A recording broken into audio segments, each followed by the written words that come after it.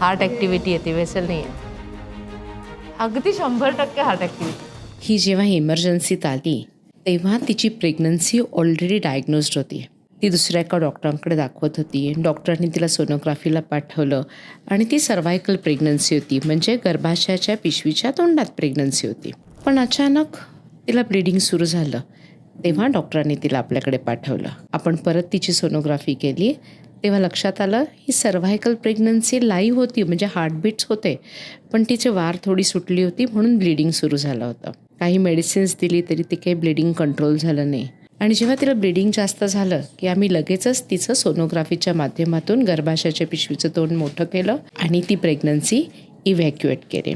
पण जेव्हा प्रेग्नन्सी गर्भाशयाच्या पिशवीच्या तोंडात असते तेव्हा रक्तस्राव थांबण्यासाठी जसं गर्भाशय आकुंचन पावतं तसं गर्भाशयाच्या पिशवीचं तोंड आकुंचन पावत नाही. त्यासाठी तिच्या सर्व्हिक्समध्ये आम्ही बलून ठेवला आणि सर्व्हिक्स कॉम्प्रेस केलं.